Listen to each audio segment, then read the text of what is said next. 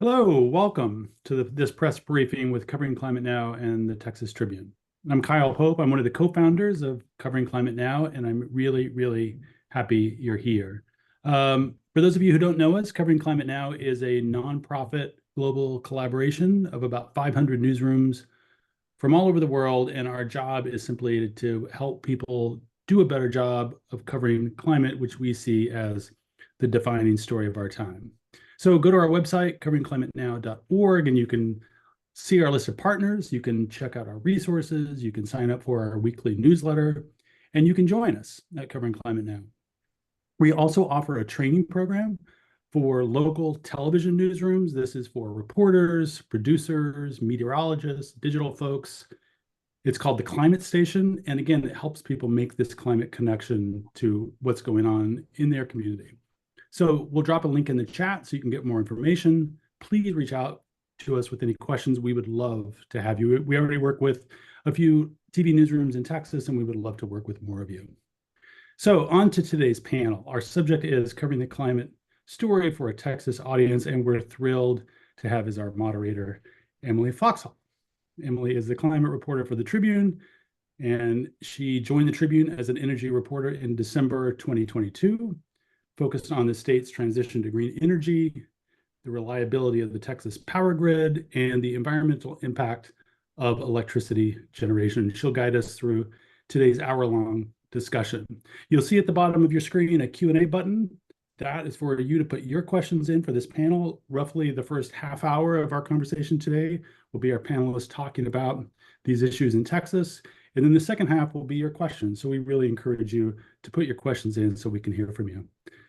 I'm really especially excited about this conversation today. One, because I am a Texas native, grew up in El Paso, went to school in Austin, worked in media in Houston and Dallas and Austin, and I've been covering these issues in Texas super closely, so I'm really interested in hearing from everybody. And it's also important for us because we know that the work that local newsrooms do on climate change is really important to helping audiences understand what's at stake and what they can do about it. The Tribune has been doing great work on this, and so I'm looking forward to listening to today's chat alongside with the rest of you. With that, I'll turn it over to Emily. Thank you. Hi, everybody. I'm so excited to be having this conversation. It's a topic I think all of us who are here on this panel really care a lot about. So I'm based in Houston, and like Kyle said, I've been covering the climate for the Tribune. And as I was preparing for this, I just was thinking about what a busy year it's been for climate in Texas. So for those of you who might be joining us from somewhere in Texas, you may have been covering pieces of this, but we had these wildfires in the Panhandle in February, and that, of course, had a climate component to, how climate change is making fire seasons longer, and so the risk for fire is there. And those of us in Houston just went through Hurricane Beryl, which really had us, many of us suffering without power, and also trying to do our jobs to explain how climate played a role in that. So those are kind of big events that I think help set the stage for why this conversation is so important, and why understanding the bigger picture of climate change in Texas is so important every day, because these big disasters happen, but there's also huge questions facing the state about preparedness and resiliency. So thank you all for being here and for wanting to think about these topics with us. I'm going to introduce our panelists. We have Brandi Addison. She is a reporter who covers the environment and wildlife topics. She's based in West Texas. Her title is Connect Reporter for the USA Today Network. You may have seen her work in the Austin American-Statesman, the El Paso Times, and the Lubbock Avalanche Journal. We also have Professor Jay Banner, who is a professor in the Department of Earth and Planetary Science at the University of Texas. He's also the director of the Environmental Science Institute at the University of Texas. His research includes topics like environmental justice, sustainability, and water issues. And third, we have Priya Zachariah, who joined the Harris County Flood Control District as the district's first chief resilience officer in May 2024. Before that, she served as the City of Houston's Chief Resilience and Sustainability Officer from 2021 to 2024 under Mayor Sylvester Turner. And she was the first in that job to oversee a portfolio of both resilience and sustainability. So we've got some really smart people here to talk with us today. And just to begin, I wanted to set the stage a bit. So Jay, we're going to turn to you. If you can just give us a quick picture for those, who may be joining the call and aren't following all the science around climate change. If you can give a quick picture of what climate change looks like in Texas, and how that's sort of changed over the decades to get us where we are today. Yeah, sure. Thanks, Emily, and everybody. I can start by saying that Texas is in a climatological hotspot, and it is a demographic hotspot.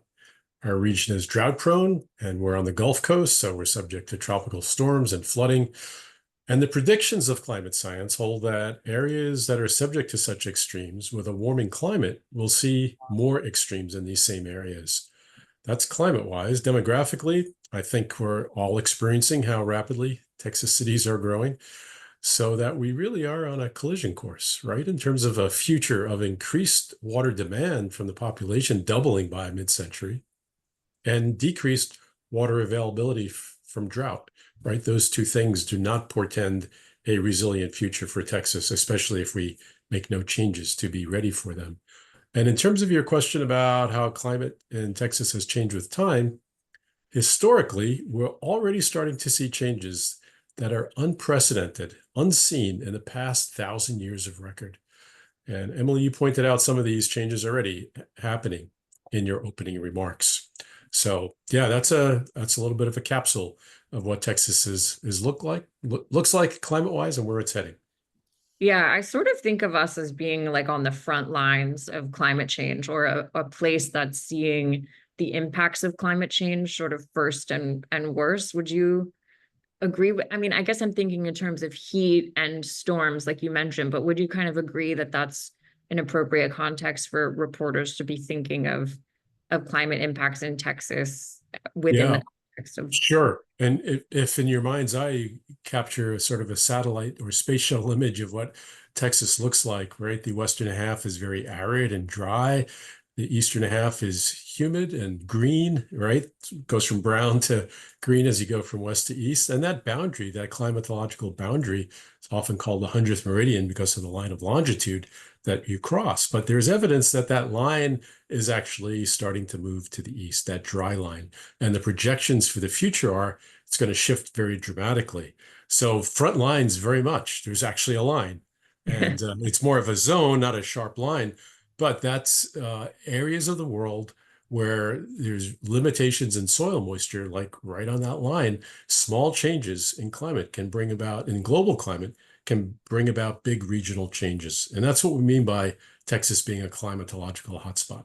Mm-hmm. Yeah, it always makes me think, as a climate reporter, but for anyone in our newsroom or in any Texas newsroom, it's so important for us to be writing about these topics because we're already living them. It's not something off in the future. Exactly. Yeah, Priya, I wanted to turn to you because obviously a lot of the work you all do relates to flooding and preventing flooding or managing flooding. So can you talk about how climate science translates to the work you're doing, how you think about priorities, and just why planning for climate change is so important for Houston? Or Sure. for Yes, thank you. And very happy to be here, of course. So to answer your question, I think, what Jay was talking about, what it translates to really is to how do you take all of this data information and convert them into plans that make sense? And then secondarily, how do you demonstrate action on those plans? How do you start to implement?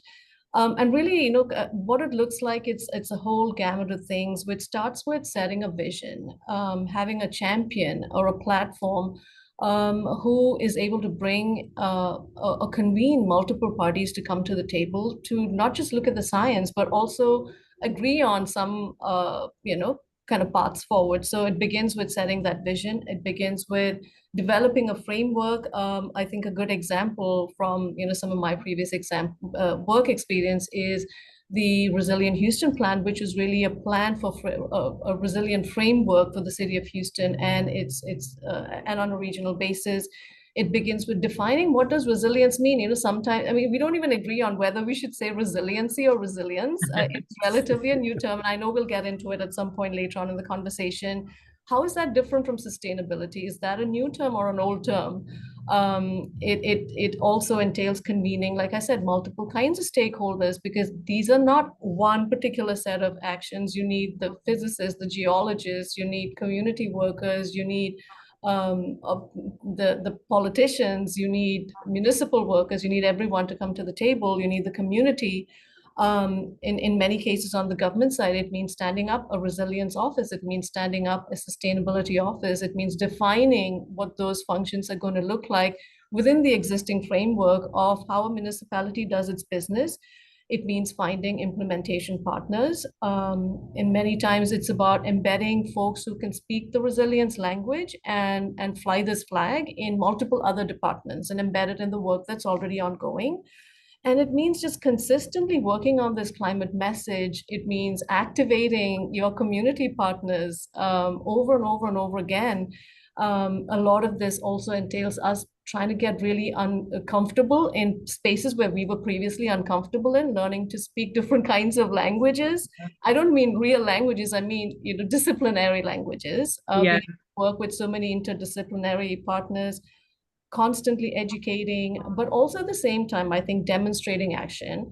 I think that became a huge priority, because something we always hear is, okay, you have the framework, you have the plan, you have the definitions, but how is it going to change my life on the ground?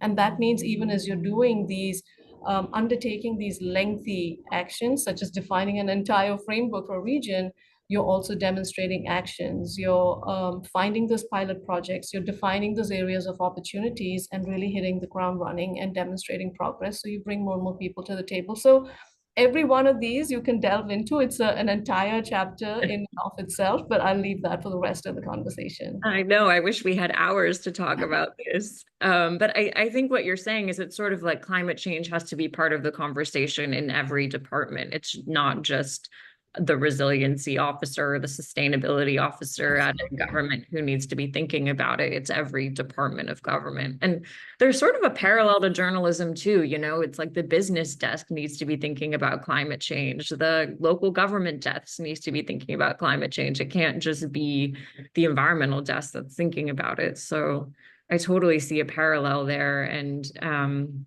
what you said about language makes sense too. Even this word resiliency, I probably use too. I mean, it's a buzzy word. It's like what does that mean?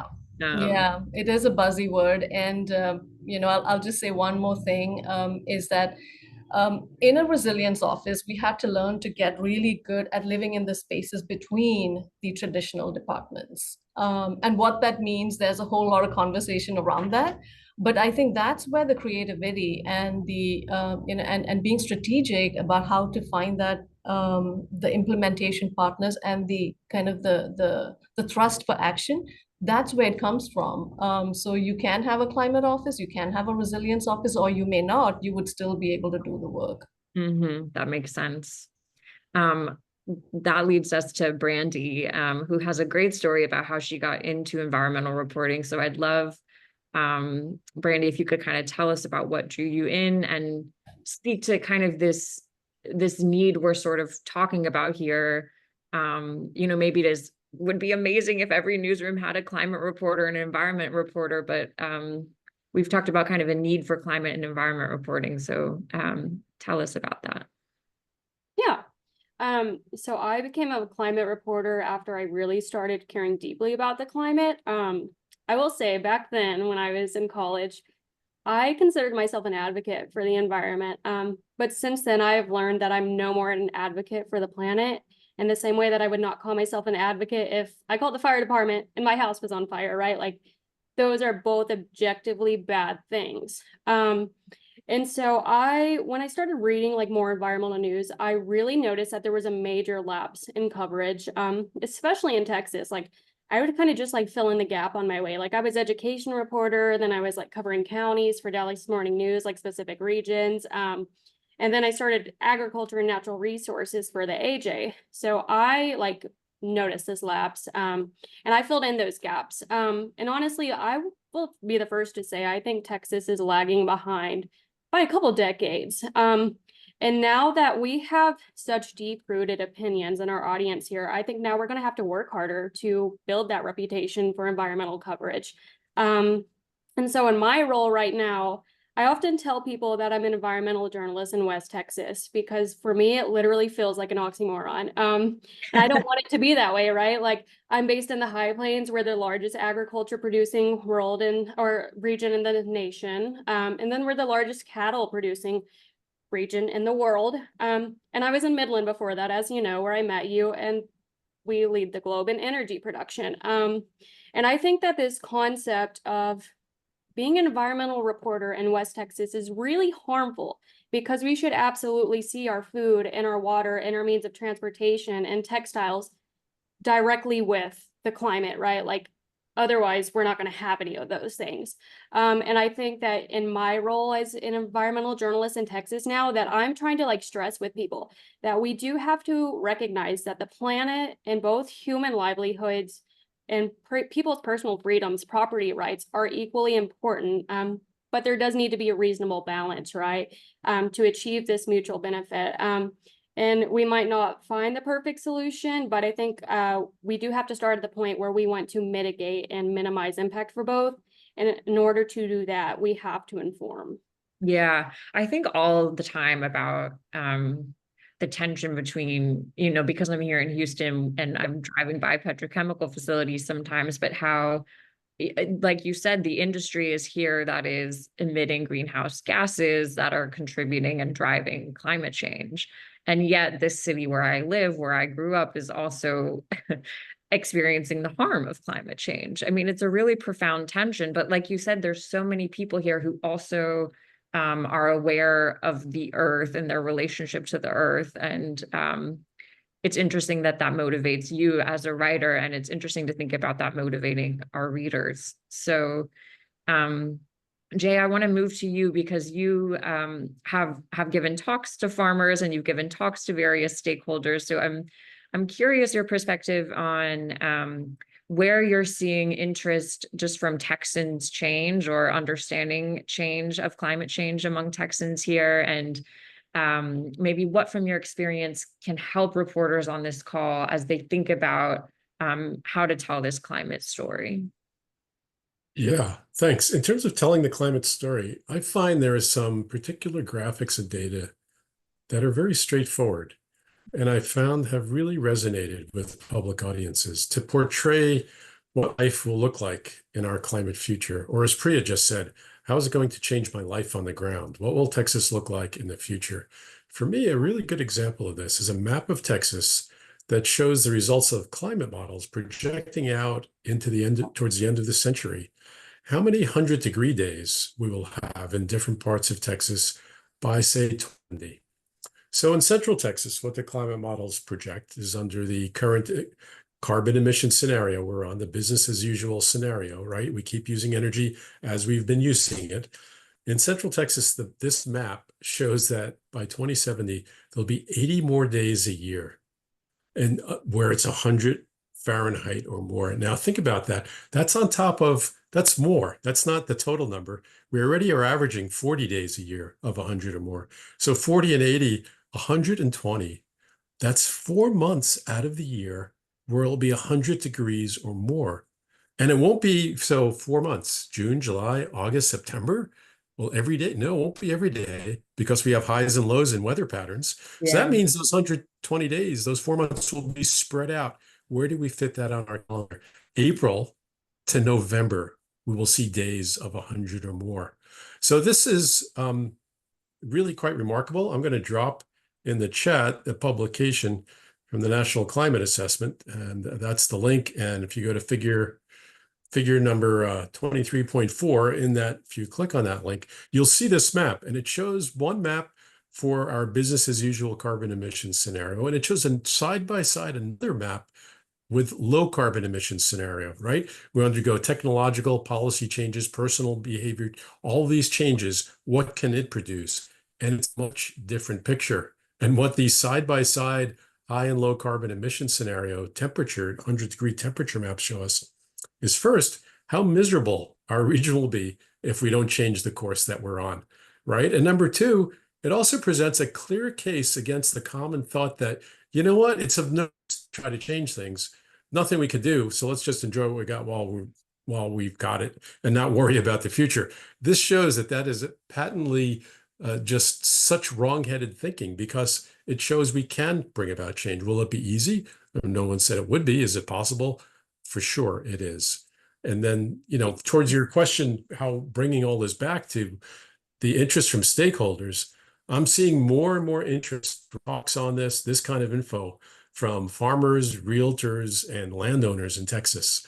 What this tells me is that there's a really growing realization that changes are happening, and they're going to continue to happen, and that drought and heat and flooding is going to make all of these stakeholders, all of their property values are going to go down. It's what use is having a lovely ranch in the hill country if there's no water on that property?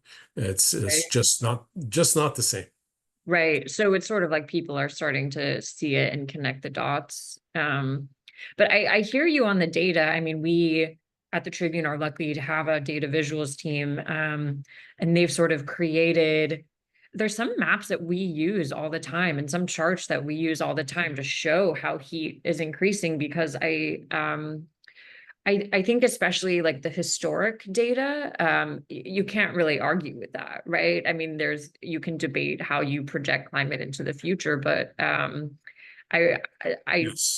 I lean on those. Yeah. And Yeah, no, all models have uncertainty. There's just no question about that. And reporting that there are uncertainties to these models is the totally proper way, the scientific method way to go about this. Yeah, you have to be completely straightforward. But right. and that long-term trends versus short-term trends have different ways to be able to predict how accurate things are. But there's something about which data you choose. And I find this 100-degree day resonates with audiences. And I think it's because, you know, as I tell audiences, well, for me, I 3 or 4 days 100 degrees in a row in Austin, and I'm just in my fortress of solitude, right? It was on a South by Southwest panel, and the reporter made that the headline.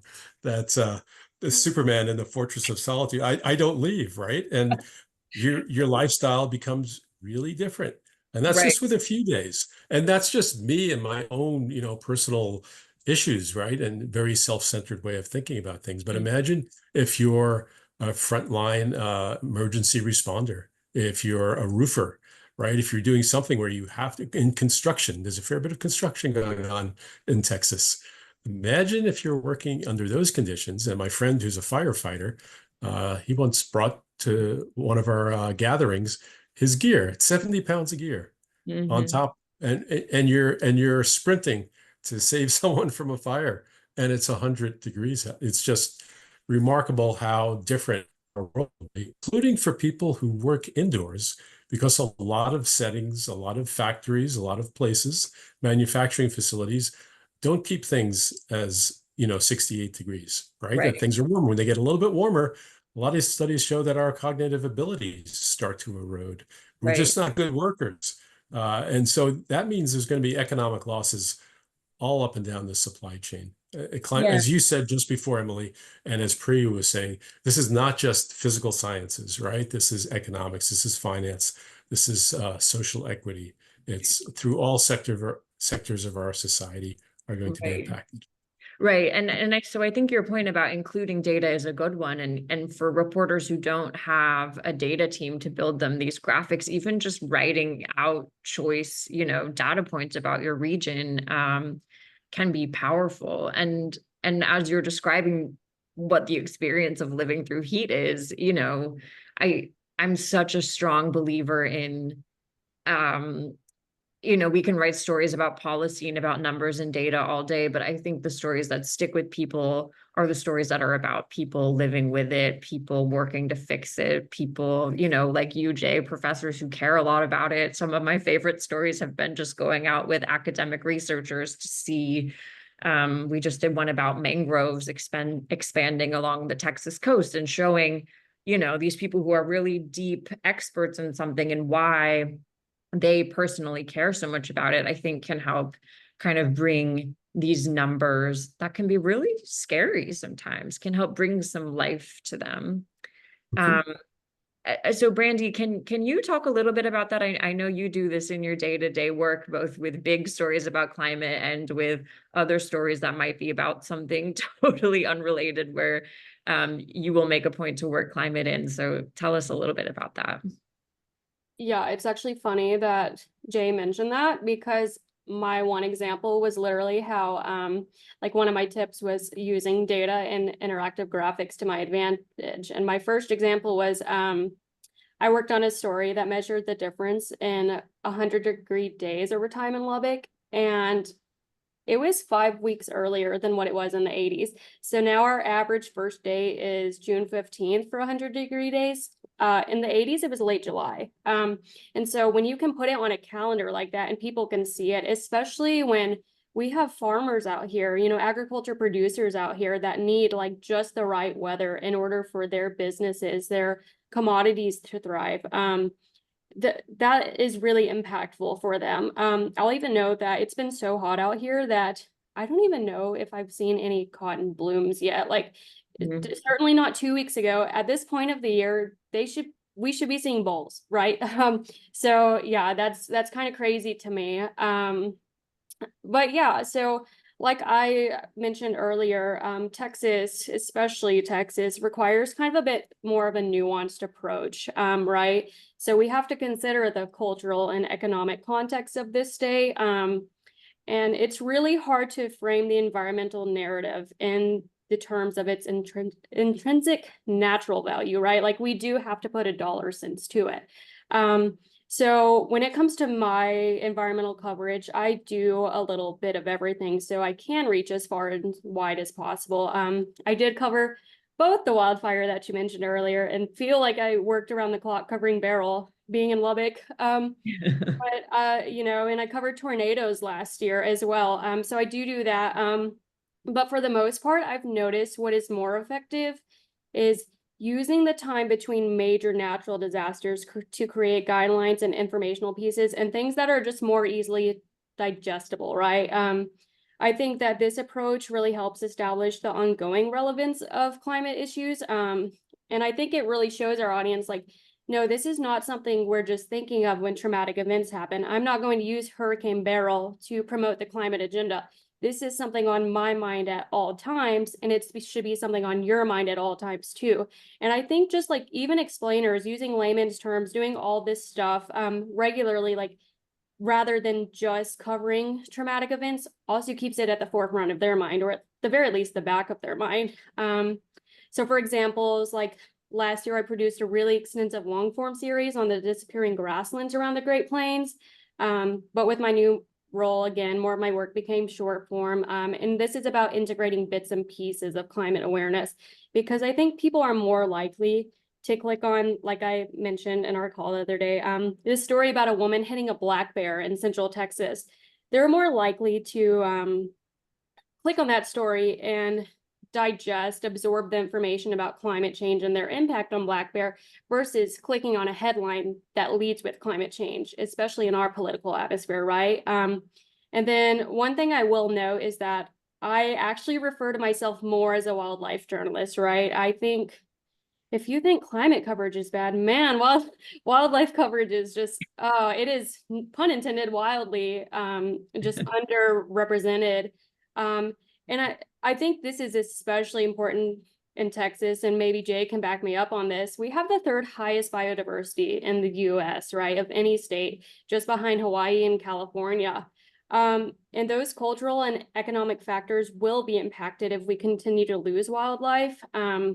Again, as I said the other day, it's difficult to engage people with concerns like this tiny little 3 millimeter inch or millimeter long dryalpid beetle and the Kamal Springs, right? And like, sure, that might not have any impact. It is about where we draw the line though, right? Like, so when will it be the prairie dog? Because while they are seemingly infinite, they are limited. They're only at 2% of their historic range at this point.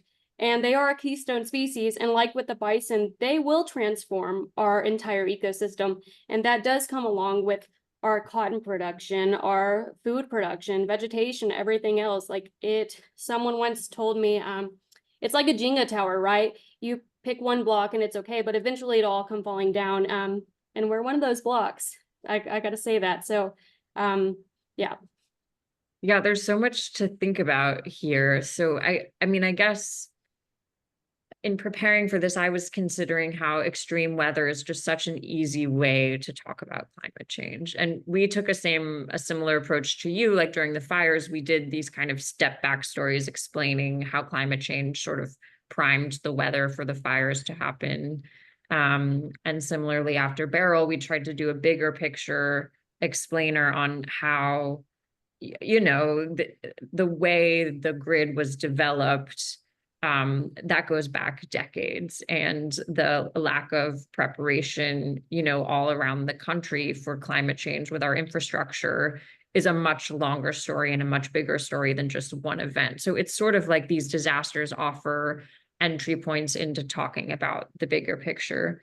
But I also love what you said about the cotton, because it's such a recognizable thing. You know, there's certain things that people in our regions really care about. And for us this year, it was crawfish. Like crawfish were so expensive. And part of the reason for that was drought. And drought, of course, is linked to climate change. So there's sort of these ways that you can connect with people, I think, because daily life is changing, or things we love are changing. And as you said, it's nuanced. And as Jay said, it's nuanced. And we have to be really careful, I think, as journalists, to explain the science and to explain the uncertainty. But I love that approach of thinking about climate as beyond the disaster and as just kind of an everyday, every story sort of thing. So thank you for that.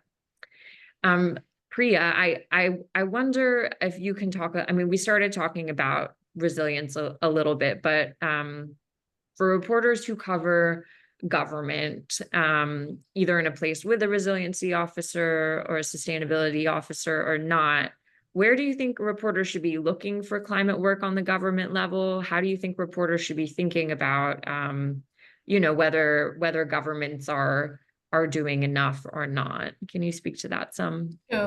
And I think one useful way to kind of, you know, that I have arrived at to think about even just the word resilience is it is not necessarily a new or an old term. You know, it's kind of a blend of both. I feel you lose people when when one talks in a lot of these kind of buzzy lingo, and communities are thinking, I've got to be sustainable, I've got to reduce my carbon footprint, I've got to reduce my greenhouse gas emissions, I've got to be resilient now. There's so many things, it's just one on top of the other, and you start to lose your audience.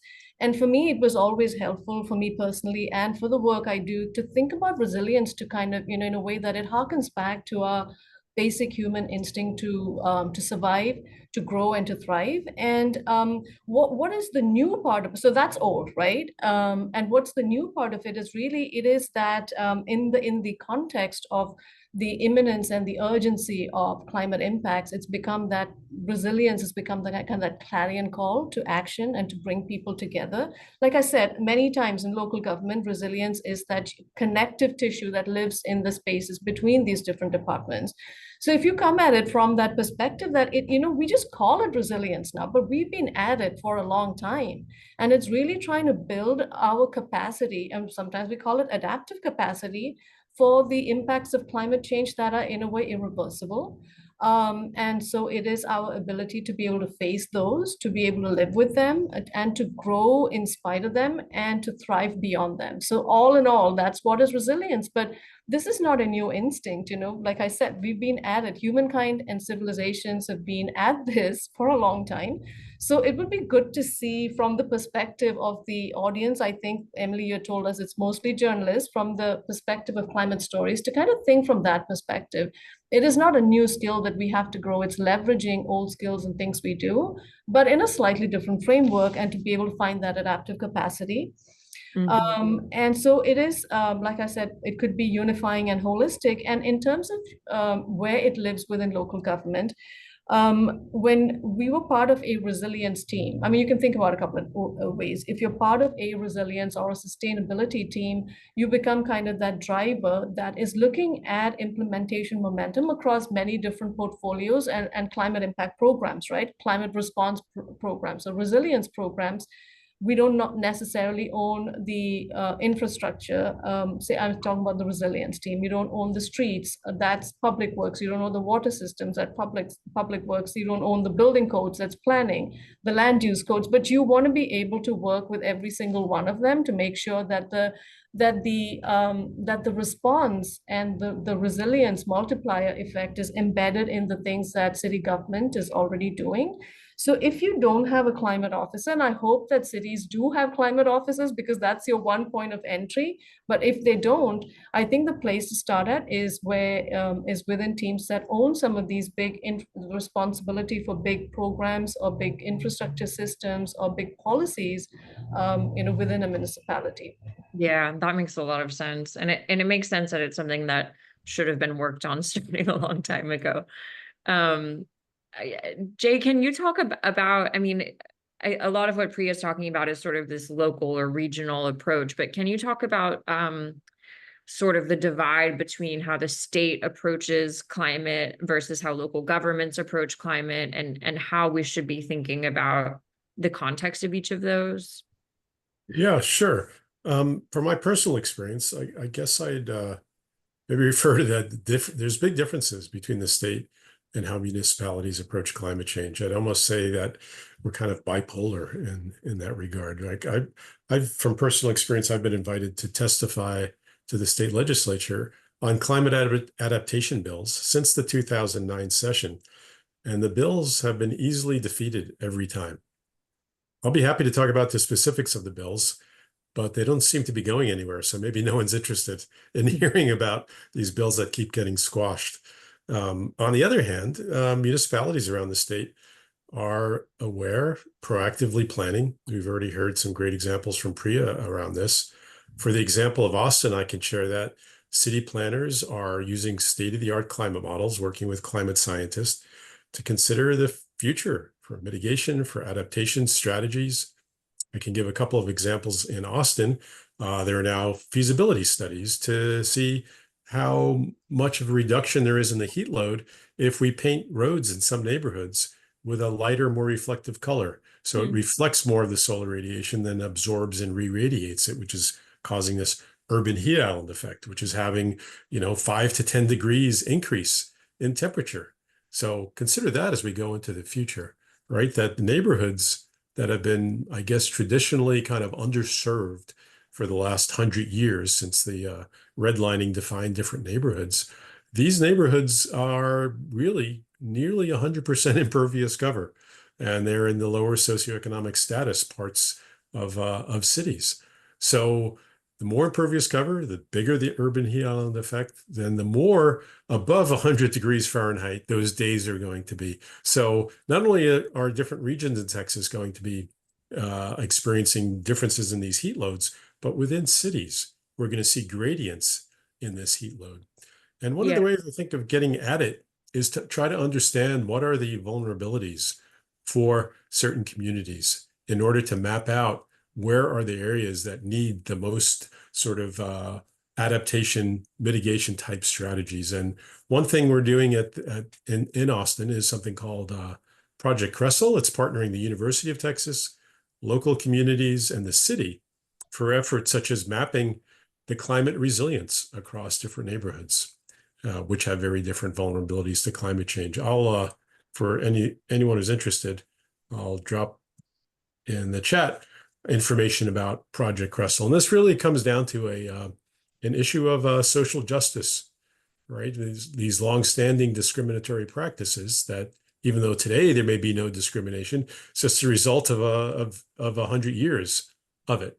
And how is this causing different climate resilience weaknesses for different parts of different cities? This is, I think, really something it's important now to get out in front of it, because changes made now can make big differences decades down the road. We continue to build out all neighborhoods, and developers are doing this completely legally. as much impervious cover as possible, because you get more units in a new apartment complex, a new set of condos. They're built in Austin right up to the curb, right? And so there's almost 100% impervious cover in these new developments. And that Right. is not getting out in front of this. And there's no regulations against this. Developers are working perfectly within the law in what they're developing. Yeah, equity is such a big piece of this, and I wish we could. I'm sure there have been whole webinars just on that science around that. But there is a long history of academia showing the inequity of environmental harm and climate harm. And during Beryl, we saw, you could see it driving around. There were people in wealthy neighborhoods who had generators running up and down the block. And so you could start to see how the suffering differed. Yeah, and let me just spinning off that point you just made, I think one thing that's really important is, the university researchers can point these inequities out, but I think a really big next step is doing what's been called in various fields of study community-based participatory research, where the university researchers, stakeholders such as the city, and stakeholders such as community members are all getting together and co-designing and co-executing research. That's what Project Crestle happens to be about. And until cities and communities and universities value this kind of collaborative efforts, I think we're going to be kind of stuck. I want to move us to questions very shortly, but I wanted to be sure we got to this point about how to interact with people who deny climate science or climate change, or any backlash you might have ever had speaking about climate change, and how you handled that, any strategies for handling that.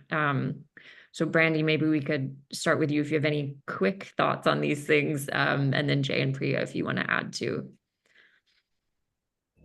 I have actually surprisingly not had a ton of people just come and criticize my work, but that's because I've always been really intentional with being proactive about it to avoid that.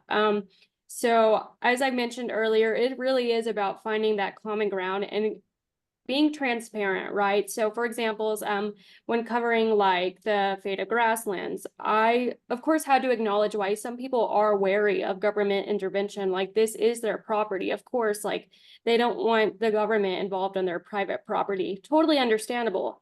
But we do have to stress that it might have been their actions or certain inactions that led to this this current disaster. So we have to acknowledge that openly, and we have to find that common ground.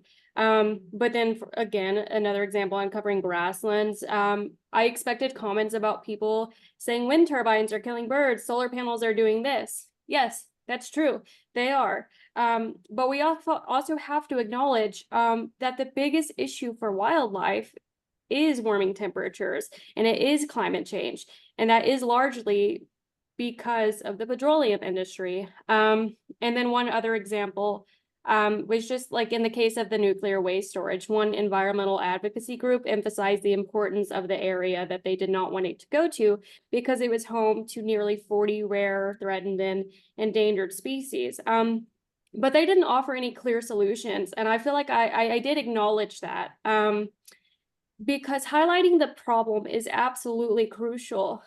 But what's the point of protesting if you don't have a solution? Like, that's pretty much where I'm at. And when covering climate issues, readers are inevitably going to ask you about those solutions or what's going to happen next. So addressing this question up front, I feel like, is absolutely essential, even if there are no clear answers, because it establishes that trust with your audience from the get-go, rather than them having to go back and forth in this conversation with you.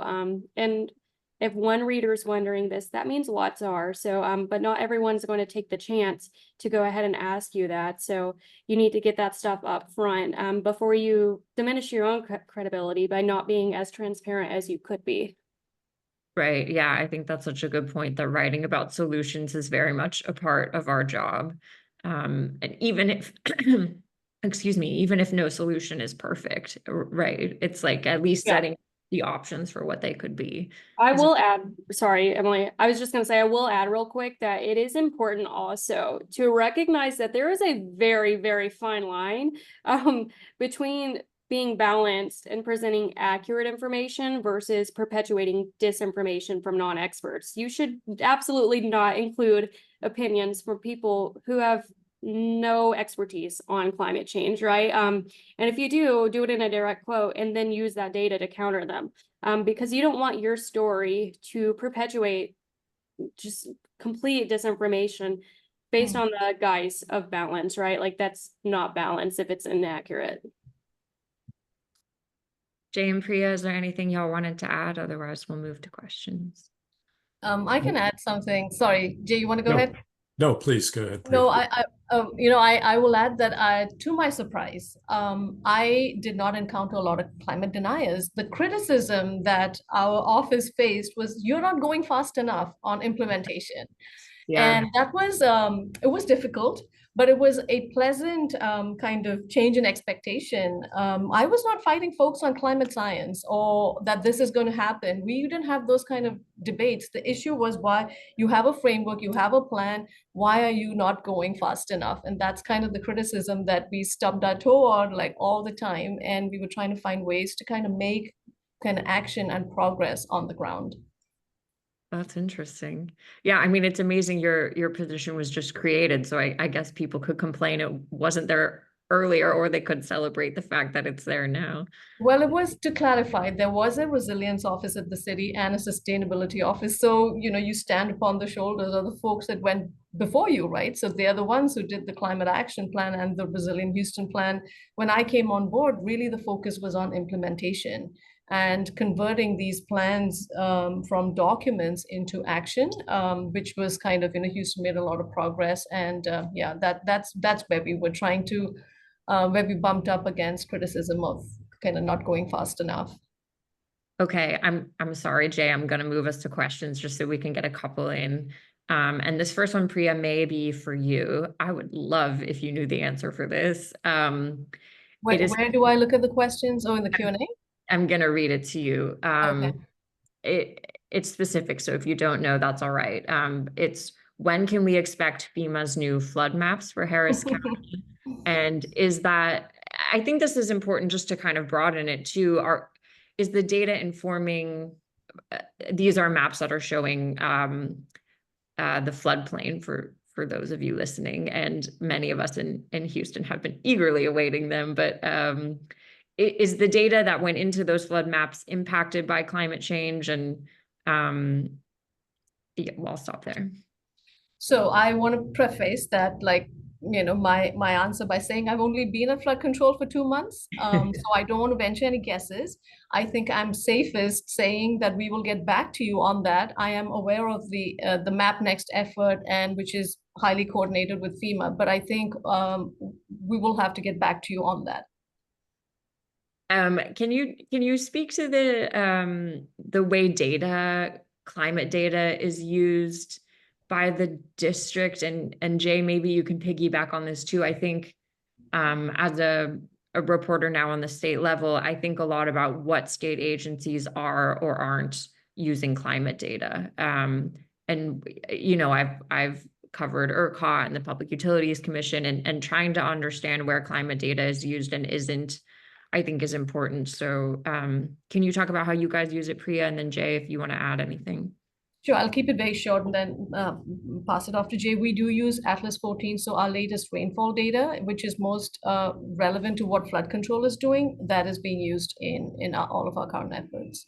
Yeah, and I hope there's some fellow nerds out there. I spent a lot of time learning what Atlas 14 was, but for those of you who may be daunted by this, I mean, there are so many smart, kind, patient people out there, such as Jay and Priya, who are experts in these data sets and in understanding them. So I would encourage you, amid our crazy jobs, to try to begin to understand what data is out there. I think it's been really fruitful for me. Jay, did you want to add anything?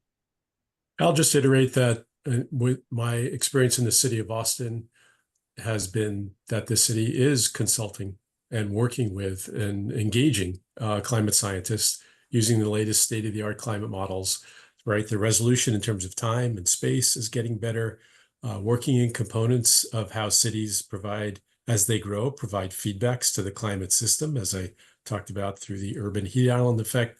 There are experts at the University of Texas. I'll put one name in the chat, Professor Dave Niogi, who basically is studying how cities affect climate and create their own weather.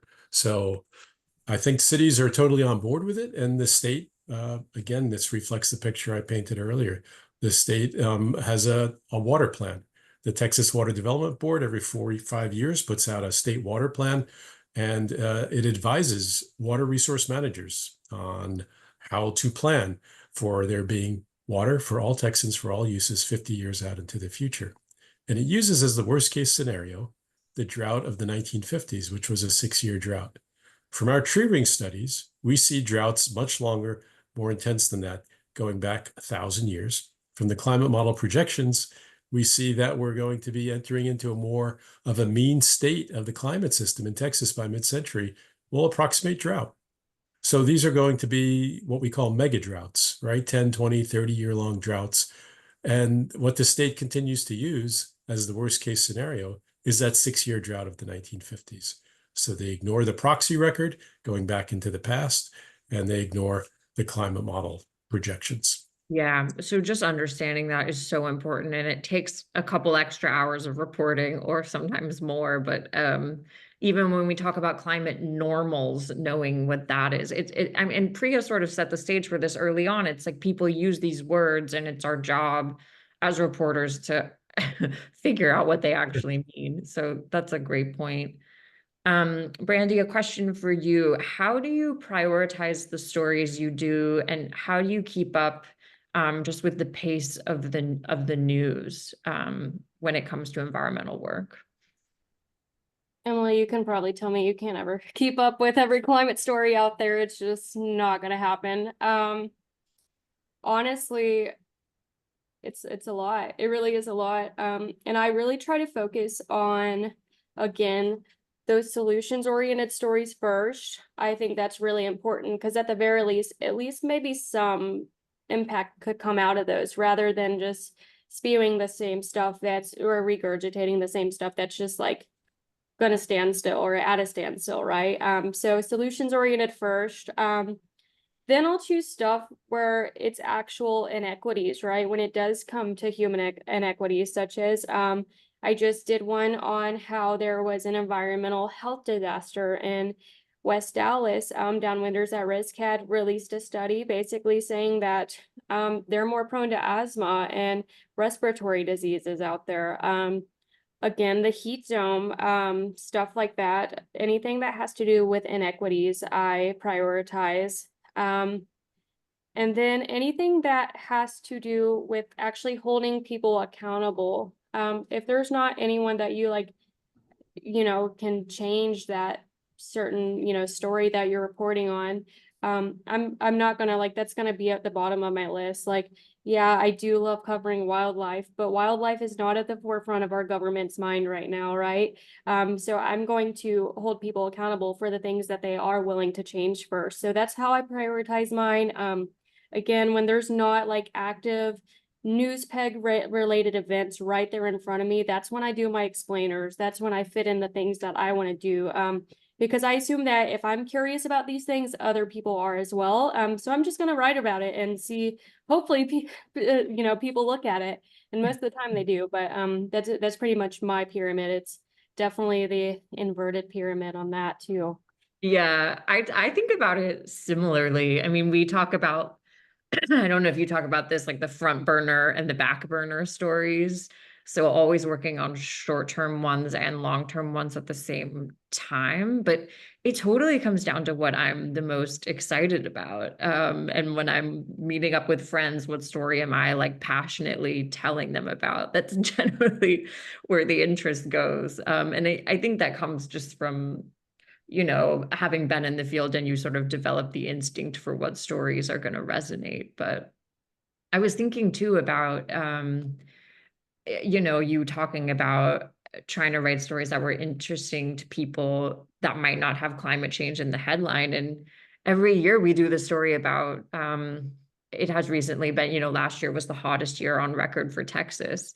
And I wrote that story because we think it's important to have that on the record, but people didn't want to read that story. You know, the engagement on that was low. And so it's interesting to think about where that's the kind of story you can write in an hour or two. And so maybe you just do it to have it in the public record, but how you focus your time on longer pieces, I think, yeah, it's a good thing and an important thing to think about.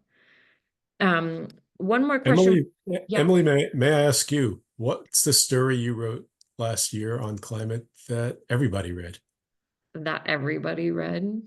That everybody, well, no one read It's the Hottest Year on Record. What was the one that Yeah. hits? You know, this year our story is explaining the context around the fires. There were some floods. I'm sure Priya remembers. Gosh, they were like late spring, I think, some river flooding that happened. And our explainer around Beryl, they did remarkably well. And it goes against my advice that we should be writing about people, because those stories were really purely just like, let's talk through the big picture here. But I was really encouraged by the appetite from readers for thinking about these big problems, you know, that and I'm sure all of you like think about when I'm walking my dog, when I'm cooking dinner, like kind of these huge questions of how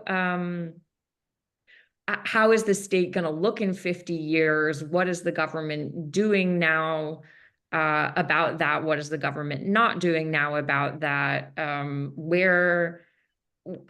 This question of like blame, I think is part of our role, but also a more forward-looking consideration of like, what does it take to protect against climate change? It's just a huge question, and what is that going to cost? So I was so happy to see people reading those stories, emailing me about those stories, and I get a fair bit of mail from people who think I'm crazy and spouting, you know, they don't always like the science that we cite, but there was a lot of people who were really engaged in asking questions and giving us ideas for where to look next. So I'm not supposed to be on this panel, but this gets me fun. Okay, so I think we're gonna have to wrap it up in just a few minutes, but if there's anything else you all on the panel are thinking and want to get in, now is your chance.